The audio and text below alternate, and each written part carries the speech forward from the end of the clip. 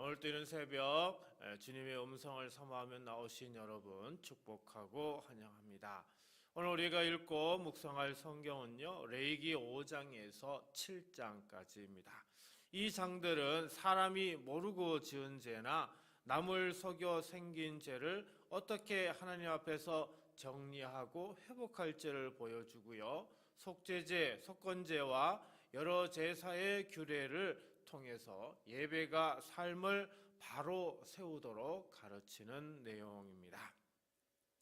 우리는 죄를 생각할 때요, 대개 큰 사건을 많이 떠올립니다. 눈에 띄는 잘못, 드러난 실수, 남들도 아는 문제들을 우리는 생각하죠. 근데 성경은요, 죄를 그렇게만 다루지 않습니다. 하나님은 우리의 겉모습만 보지 않으시고 마음과 말과 일상의 틈까지 비추시죠. 레위기 5장은요, 하나님이 이스라엘에게 주신 제사 규례 가운데 속죄의 길을 더 구체적으로 가르치시는 대목입니다. 백성이 광야를 걸어가며 하나님과 동행할 때 공동체가 무너지지 않도록 죄를 방치하지 말고 깨달았을 때 즉시 하나님 앞에서 정리하게 하십니다. 하나님은 죄를 숨기게 하지 않으시고 드러내어 회복시키시죠. 정죄하려는 손이 아니라 다시 살리려는 손으로 우리를 부르시는 하나님 앞에 오늘도 우리는 조용히 마음의 문을 열어야 합니다. 1절 말씀 봅니다. 만일 누구든지 저주하는 소리를 듣고서도 증인이 되어 그가 본 것이나 알고 있는 것을 알리지 아니하면 그는 자기의 죄를 져야 할 것이요 그 허물이 그에게로 돌아갈 것이며. 우리는 보통 죄라고 하면 거짓말을 하거나 남을 해치거나 큰 잘못을 떠올리는데요, 근데 하나님은 오늘 어떻게 해요? 말하지 않은 죄, 곧 침묵의 죄를 말씀하고 있습니다. 여기서 핵심은 증인이라고 하는 단어인데요, 이 단어는 단순히 본 사람이라는 그런 뜻이 아닙니다. 공동체 안에서 진실을 세우기 위해 책임 있게 말해야 하는 그런 사람이라는 뜻이 있습니다. 그러니까 그 일을 보고 듣고 알았는데도 말하지 않았다면 그러면 하나님은 그 침묵도 죄라라고 말씀하고 있습니다. 왜 그럴까요? 침묵은 중립처럼 보이지만 많은 경우 진실을 약하게 만들기 때문입니다. 진실이 약해지면 어떻게 됩니까? 억울한 사람이 생기고 거짓이 힘을 얻고 공동체가 무너지죠. 그래서 하나님은 거짓말만 미워하시는 게 아니라 진실을 지켜야 할 자리에 침묵하는 것도 그냥 두지 않으시죠. 물론 말은 조심해야 합니다. 그러나 하나님이 원하시는 침묵은 회피의 침묵이 아니라 분별의 침묵인 것입니다. 진실을 덮는 침묵은 죄가 되지만 진실을 세우는 침묵은 지혜가 되는 거죠. 주님, 말하지 않아도 되는 침묵과 말해야 하는 침묵을 분별하게 하소서. 내 입술을 성령님께서 다스리셔서 두려움 때문에 진실을 외면하지 않게 하시고 거칠지 않게 하시고 정직하되 사랑으로 말하게 하소서. 우리 성도님들에게 진실을 사랑하는 마음과 진실을 지킬 용기를 주시기를 주님의 이름으로 축복합니다.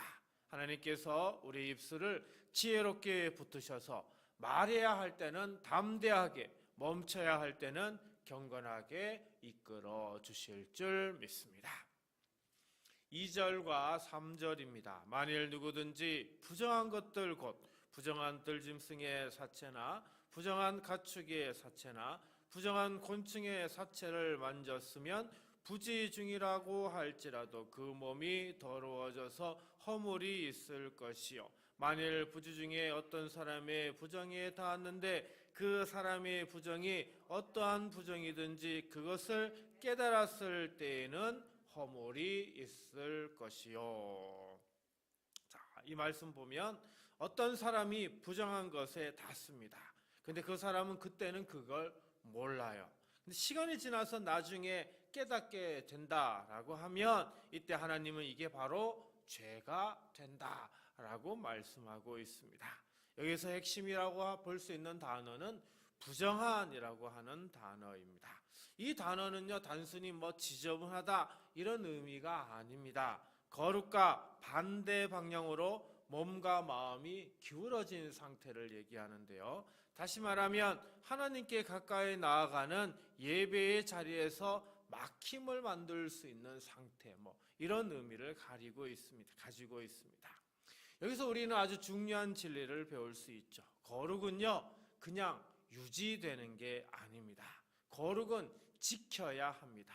거룩은 그래서 조심성이 필요하죠.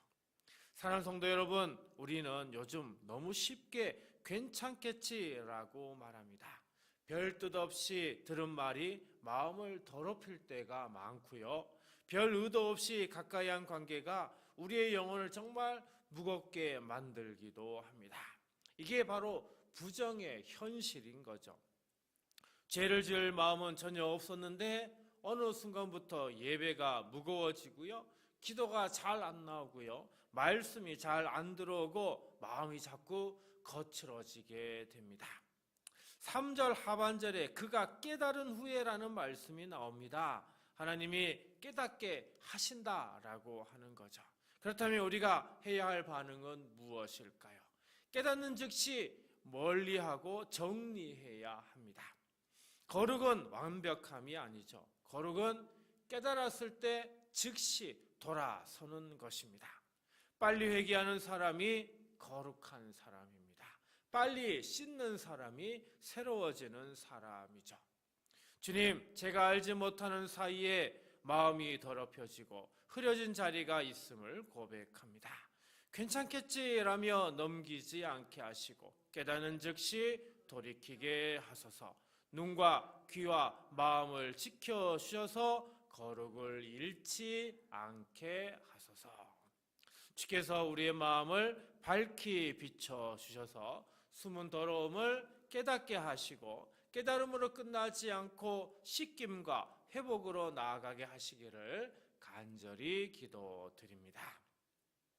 4절입니다. 만일 누구든지 입술로 맹세하여 악한 일이든지 선한 일이든지 하리라고 함부로 말하면 그 사람이 함부로 말하여 맹세한 것이 무엇이든지 그가 깨닫지 못하다가 그것을 깨닫게 되었을 때에는 그중 하나에 그에게 허물이 있을 것이니. 자, 여기서 핵심 표현은 뭐라고요? 함부로 말하면입니다. 깊이 생각하지 않고 책임을 계산하지 않고 감정에 밀려서 순간의 분위기에 휩쓸려서 입이 먼저 나가버리는 이런 말들을 얘기하죠. 책임질 수 없으면서도 내가 책임지겠다고, 그래서 화가 나서 다시는 하지 않겠다고, 너랑은 이제 완전히 끝이야 라고 하는 이런 말들이 시간이 지나면 이제 감당하지 못하게 되게 되죠. 말은 내 입에서 나갔는데 내 삶이 그 말을 따라가지 못합니다. 그리고 관계가 결국 상하고요, 신뢰가 무너지고 마음은 더 무거워지게 됩니다. 사랑하는 성도 여러분, 하나님이 왜 이걸 죄로까지 말씀하고 있으실까요? 말은 가볍게 나가지만 말이 만든 흔적은 가볍지 않기 때문입니다. 사람은 말로 살리고 말로 무너집니다. 가정도요, 교회도요, 일터도요, 결국 말 위에 세워지거나 무너지기 마련입니다. 5절입니다. 이 중 하나에 허물이 있을 때에는 아무 일에 잘못하였노라 자복하고. 여기서 중요한 것은 바로 자복이라고 하는 단어이죠. 이 단어는요, 대충 인정하는 게 아닙니다. 하나님 앞에서 사실대로 시인하는 것, 더 정확히는 내가 잘못했다는 것을 내 입으로 인정하는 것입니다. 그렇다면 왜 하나님은 자복을 먼저 말씀하시는 것일까요? 우리 죄는요, 사실 변명으로 자라나게 됩니다. 원래 그 사람이 그랬잖아, 다들 그렇게 말했잖아, 그때는 어쩔 수 없어서, 이 말들이 계속 있으면서 우리는 변명을 하면서 살아갑니다. 이 말들이요, 내 마음을 잠깐 편하게 해주기는 하죠. 하지만 시간이 지나면 우리의 영혼은 점점 더 무뎌지게 되는 겁니다. 6절에서 회개가 실제로 흘러가게 하시죠. 그 잘못으로 말미암아 여호와께 속죄제를 드리되 양떼의 암컷 어린 양이나 염소를 끌어다가 속죄제를 드릴 것이요 제사장은 그의 허물을 위하여 속죄할지니라. 자, 하나님은 회개를요 하나님의 방식으로 처리하게 하십니다. 어떻게요? 고백하게 하고 죄를 정리하게 하고 그리고 다시 하나님께 나오도록 하시죠. 사랑하는 성도 여러분, 입술을 가볍게 두면 결국 삶이 무너집니다. 그러나 깨달았을 때 고백하면 하나님은 길을 여십니다. 그리고 하나님은 회개를 실제 회복으로 이끌어 주시죠. 주님, 제 입술이 감정에 끌려가 함부로 말을 쉽게 하고 상처를 남긴 적이 많았습니다. 성령님, 말하기 전에 멈추게 하시고 잘못한 것이 생각나면 변명하지 않고 즉시 자복하게 하소서.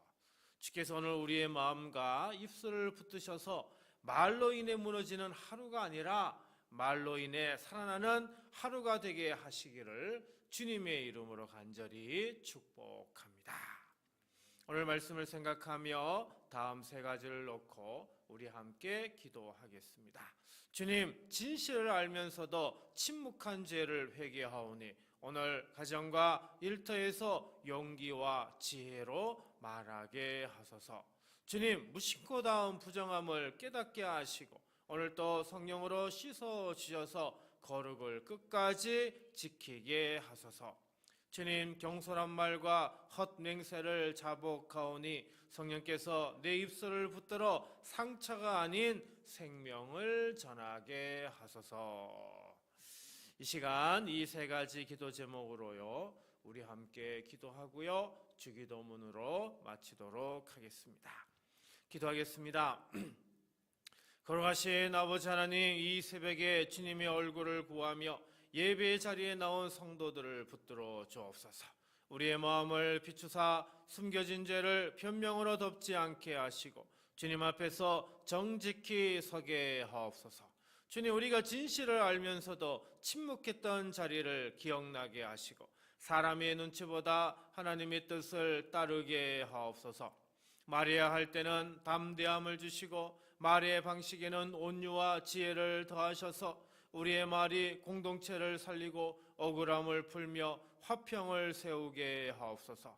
또한 무심코 닿았던 부정함과 습관들을 성령님께서 드러내 주시고 주님의 피로 씻어 주옵소서. 눈과 귀와 마음을 지켜 주셔서 거칠어진 감정과 탁해진 생각이 다시 맑아지게 하시며 오늘 하루 말씀과 기도로 거룩함을 지키는 힘을 부어 주옵소서.